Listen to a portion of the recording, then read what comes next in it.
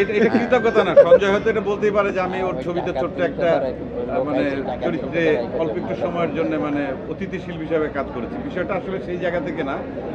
আমি আসলে ব্যক্তিগতভাবে চাই আমাদের সামগ্রিক সিনেমার আসলে ডেভেলপমেন্টটা, এবং আমাদের সিনেমা যেন সারা বছর ধরে এরকম উৎসব মুখর পরিবেশে সিনেমা হলের জন্য দর্শকরা আসেন, দেখেন, এনজয় করেন। শুধুমাত্র 2 ঈদকে কেন্দ্র করে আর বাকি 8 মাস ফাঁকা থাকলো, সিনেমা হল বন্ধ থাকলো, সেটা যেন না হয়। সেক্ষেত্রে সবাই আমরা সবার সঙ্গে আমরা একসঙ্গে কাজ করি। আমরা চাই যে সারা বছর ভালো ভালো সিনেমা নির্মিত হোক এবং দর্শক হলে এসে সেই সিনেমা দেখবে। এবং সেই জায়গার থেকে কিন্তু আমি তুফান সিনেমাতেও সাকিবের সঙ্গে কিন্তু গেস্ট অ্যাপিয়ারেন্স বাবু হয়েছিলেন তুফানে, আমিও ছিলাম। আবার এখানে সঞ্জয় বলেছে, আমি দিয়েছি। আবার মোশাররফ দিয়েছে গেস্ট অ্যাপিয়ারেন্স, আবার সাকিব খানের ছবিতে নিশো দিয়েছে, সিয়াম দিয়েছে। তার মানে কি, এটা হচ্ছে যে আমরা সবাই আসলে একসঙ্গে কাজ করতে চাই সিনেমার জন্য।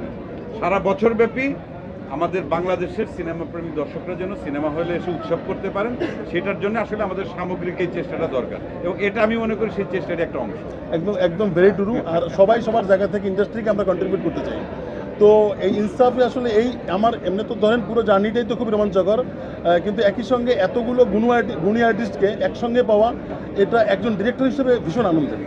আমার সিনেমায় বা আরও সবাই যারা আছে প্রত্যেকে এত মানে আমার মনে হয় পাল্লা দিয়ে পারফরমেন্স করেছে, এবং তারা মানে থ্রু আউট দ্য ইয়ার্স বা বছর ধরে, অনেক বছর ধরে তারা বাংলা চলচ্চিত্র, বাংলা সংস্কৃতির তারা একটা বড় ঝান্ডা তাদের হাতে। তো এই মানুষগুলো যখন একসঙ্গে আমার সিনেমা হয়েছে, মানে আই এম ভেরি প্রিভিলেজড। কারণ হচ্ছে এটা আসলে তারা যদি তারা নাই করতে পারতেন আমাকে, তারা যে আমাকে বিশ্বাস করেছেন, এবং একজন নির্মাতা হিসেবে আমি সেই জায়গায় সৎ থাকার চেষ্টা করেছি, প্রত্যেকে যে যতটুকু তাকে সে আমার প্রমিজের জায়গাটা রাখতে, এবং তারা আমাকে বিশ্বাস করছেন, তাদের প্রতি কৃতজ্ঞতা। এবং এই ঋণ তো আসলে আমি আমার এই ছোট্ট জার্নিতে বা অল্প কথায় বলাও যাবে না। তো দাদা কৃতজ্ঞতা।